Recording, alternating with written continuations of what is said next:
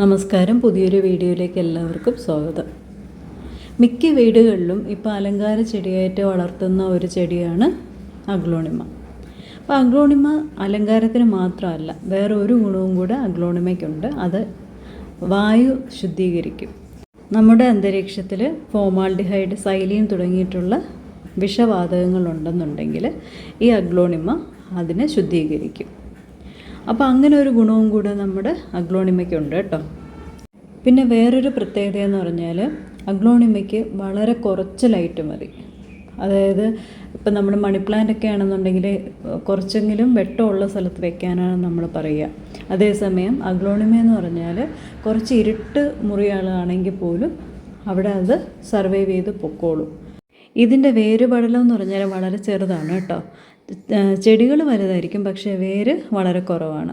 അപ്പോൾ അതുകൊണ്ട് തന്നെ നമ്മൾ മീഡിയം സൈസ് പോട്ടുകളിൽ വളർത്തിയാൽ തന്നെ നല്ല ഭംഗിയായിരിക്കും. വലിയ സൈസ് പോട്ടുകൾ എടുത്തു കഴിഞ്ഞാൽ ശരിക്കും പറഞ്ഞാൽ ഒരു അഭംഗിയാണ്. ഒരു 6 ഇഞ്ച് സൈസ്, 6 മുതൽ 8 ഇഞ്ച് അതൊക്കെ ആണെങ്കിൽ നന്നായിട്ട് നിൽക്കും, കുറച്ച് ബുഷിയായിട്ട് നിൽക്കും കേട്ടോ. അതുകൊണ്ട് തന്നെ ചെറിയ സൈസ് പോട്ടുകൾ എടുക്കുന്നതാണ് ഇതിന് നല്ലത്. പിന്നെ ഇതിന് വേറൊരു പ്രത്യേകത എന്ന് പറഞ്ഞാൽ ഒരിടത്ത് വെച്ച് കഴിഞ്ഞാൽ അവിടെ തന്നെ ഇരിക്കുന്നതാണ് അതിന് സൗകര്യം. അതായത് അങ്ങോട്ടും ഇങ്ങോട്ടും മാറ്റി വയ്ക്കുന്നത് വലിയ താല്പര്യമില്ലാത്തൊരു ചെടിയാണ്. എവിടെയെങ്കിലും നമ്മൾ വെച്ച് കഴിഞ്ഞാൽ അവിടെ തന്നെ അങ്ങ് കുറച്ച് കാലം കണ്ടിന്യൂസ് ആയിട്ട് വെക്കുന്നതായിരിക്കും നന്നായിട്ട്, ഇതിൻ്റെ അപ്പിയറൻസ് നന്നായിട്ട് നിൽക്കാൻ നല്ലത്. രാവിലത്തെ 2 മണിക്കൂറുള്ള സൺലൈറ്റ് കിട്ടുന്ന പ്രദേശത്താണ് നമ്മൾ അഗ്ലോണിമ വെക്കുന്നതെന്നുണ്ടെങ്കിൽ നന്നായിട്ട് വരും കേട്ടോ. കാര്യം രാവിലത്തെ സൂര്യപ്രകാശം ഇതിന് കിട്ടുന്നത് ഇതിൻ്റെ ഒരു ബുഷിയായിട്ട് നിൽക്കാനും പിന്നെ നല്ല ഗ്ലോസി ആയിട്ട് നല്ല ഭംഗിയിൽ തിളങ്ങി അതിൻ്റെ ഇലകൾക്കൊരു തിളക്കം വരാനും ഒക്കെ സഹായിക്കുന്ന ഘടകമാണ്. അഗ്ലോണിമ നടാൻ വേണ്ടിയിട്ട് തയ്യാറാക്കേണ്ട പോട്ടിംഗ് മിക്സ് എന്ന് പറഞ്ഞാൽ നല്ല സോഫ്റ്റ് ആയിട്ടുള്ള പോട്ടിംഗ് മിക്സ് ആയിരിക്കണം കേട്ടോ. അത് തയ്യാറാക്കാൻ വേണ്ടിയിട്ട് നമ്മൾ ഒരു ഭാഗം മണ്ണെടുക്കുക, അത്ര അളവ് തന്നെ കൊക്കോ പീറ്റും എടുക്കുക, കമ്പോസ്റ്റും എടുക്കുക. ഏതെങ്കിലും കമ്പോസ്റ്റ് മതി. എത്രയാണോ നമ്മൾ മണ്ണെടുക്കുന്നത് അതിൻ്റെ 4/1 ഭാഗം മണലും എടുക്കുക. അപ്പോൾ ഇതെല്ലാം കൂടെ മിക്സ് ചെയ്യുമ്പോഴത്തേക്കും നല്ല സോഫ്റ്റായിട്ടുള്ള പോട്ടി മിക്സ് തയ്യാറാവും. അപ്പോൾ വെള്ളം ആവശ്യത്തിന് പിടിച്ച് നിൽക്കുകയും ചെയ്യും, ചെടികൾക്ക് ആവശ്യത്തിനുള്ള പോഷകങ്ങൾ കമ്പോസ്റ്റിൽ നിന്ന് കിട്ടുകയും ചെയ്യും, വേര് പടലത്തിന് പിടിച്ച് നിൽക്കാനുള്ള മണ്ണും അവിടെ കിട്ടും, ആവശ്യത്തിന് എയറേഷൻ കിട്ടാൻ വേണ്ടിയിട്ട് മണലും ഉണ്ട്. അപ്പോൾ ഈ ഒരു കണക്കിനുള്ള പോട്ടി മിക്സാണ് അഗ്ലോണിമയ്ക്ക് നല്ലത്. അപ്പോൾ ഇത് പോട്ടി മിക്സിൽ കുറച്ച് ഫഞ്ചിസൈഡ്, സാഫോ അല്ലെങ്കിൽ ഈ കറുവപ്പട്ടയുടെ പൊടിയില്ലേ, കറുവപ്പട്ട നന്നായിട്ട് പൊടിച്ചിട്ട് അത് ഒരു ചെറിയ ടീസ്പൂൺ, 1 ടീസ്പൂൺ അതും കൂടെ മിക്സ് ചെയ്ത് കഴിഞ്ഞാൽ ഫഞ്ചിസൈഡിൻ്റെ ഒരു എഫക്റ്റ് ഉണ്ട് ഈ കറുവപ്പട്ടയ്ക്ക്. അപ്പോൾ അങ്ങനെ ഇതെല്ലാം കൂടെ മിക്സ് ചെയ്തിട്ട് അത് ചട്ടിയിൽ നിറച്ചിട്ട് വേണം അഗ്ലോണിമ നടാനായിട്ട്.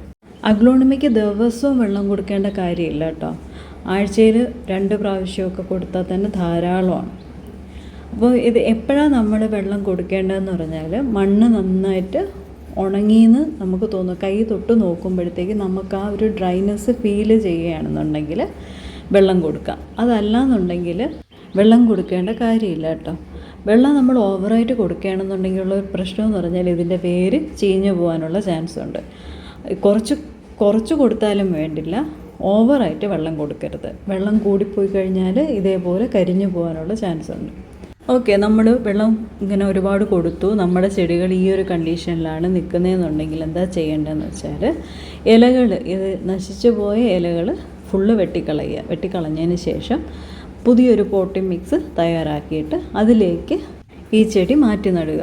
എന്നിട്ട് ആവശ്യത്തിന് മാത്രമേ വെള്ളം കൊടുക്കാവൂ. നട്ട ഉടനെ വെള്ളം കൊടുക്കേണ്ട കാര്യമില്ല. 2-3 ദിവസം തണലത്ത് വയ്ക്കുക. തണലത്ത് വെച്ചതിന് ശേഷം കുറച്ച് വെള്ളം കൊടുത്തിട്ട് പിന്നെ അതിൻ്റെ മുള പൊട്ടുന്നതനുസരിച്ചിട്ട് ആവശ്യത്തിന് മാത്രം വെള്ളം കൊടുത്തിട്ട് ശരിയാക്കി എടുക്കുക. ഇത് പതുക്കെ വളരുള്ളൂ. അതുകൊണ്ട് തന്നെ നല്ല ക്ഷമ വേണം കേട്ടോ. ഇതിനൊന്ന് ശരിയാക്കി എടുക്കണം എന്നുണ്ടെങ്കിൽ നല്ല ക്ഷമ വേണം നമുക്ക്. ഇതിനങ്ങനെ വളമായിട്ട് പ്രത്യേകിച്ച് കൊടുക്കേണ്ട കാര്യമില്ല. നമ്മൾ ഇട്ട് കൊടുത്തിട്ടുള്ള കമ്പോസ്റ്റിൽ നിന്ന് തന്നെ അതിനാവശ്യത്തിനുള്ള വളം കിട്ടും. പിന്നെ നമ്മുടെ ഒരു തൃപ്തിക്ക് വേണമെന്നുണ്ടെങ്കിൽ 2 മാസം കൂടുമ്പോൾ ചാണകവെള്ളം അതായത് ചാണകം വെള്ളത്തിൽ കലക്കിയിട്ട് അതിൻ്റെ തെളിയെടുത്തിട്ട് നേർപ്പിച്ചിട്ട്, അതായത് ഇരട്ടി വെള്ളവും കൂടെ ചേർത്ത് നേർപ്പിച്ചതിന് ശേഷം ചോട്ടിലൊഴിച്ചു കൊടുത്താൽ നന്നായിട്ട് വരും. അത് വേണമെങ്കിൽ മാത്രം ചെയ്താൽ മതി, ഒരു വളവും കൊടുത്തില്ലെങ്കിലും പ്രശ്നമില്ല കേട്ടോ. മെയിനായിട്ടും അഗ്ലോണിമയിൽ കാണുന്ന പ്രശ്നമെന്ന് പറഞ്ഞാൽ ആ ഇല കരിച്ചിലാണ്, വെള്ളം കൂടുതലായിട്ട് നമ്മൾ കൊടുത്തിട്ടുള്ള ഇല കരിച്ചിൽ. അപ്പോൾ അത് കൺട്രോൾഡായിട്ട് മാത്രം വെള്ളം കൊടുത്തു കഴിഞ്ഞാൽ നമുക്ക് ആ ഒരു പ്രശ്നം പരിഹരിച്ച് മുന്നോട്ട് പോകാൻ പറ്റും.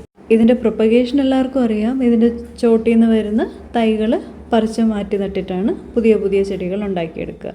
പിന്നെ വേറൊരു രീതിയിൽ നമുക്ക് ഇതിൻ്റെ തൈകൾ ഉണ്ടാക്കിയെടുക്കാൻ പറ്റും. അതിനെപ്പറ്റി ഞാനൊരു വീഡിയോ നേരത്തെ ചെയ്തിട്ടുണ്ട്. അത് ഞാൻ ഡിസ്ക്രിപ്ഷനിൽ കൊടുത്തേക്കാം, അല്ലാന്നുണ്ടെങ്കിൽ ഇവിടെ പിൻ ചെയ്ത് കൊടുത്തേക്കാം കേട്ടോ. അതൊന്ന് കയറി കണ്ടു നോക്കൂ. അഗ്ലോണിമയെ പറ്റിയുള്ള ഈ ഒരു വീഡിയോ നിങ്ങൾക്ക് ഉപകാരപ്പെടുമെന്നുള്ള വിശ്വാസത്തിൽ നിർത്തുന്നു. വീഡിയോ ഇഷ്ടപ്പെട്ടിട്ടുണ്ടെങ്കിൽ ലൈക്ക്, ഷെയർ ആൻഡ് സബ്സ്ക്രൈബ്. വീണ്ടും ഒരു കാർഷിക വിഷയവുമായി കാണുന്നത് വരേക്കും നന്ദി, നമസ്കാരം.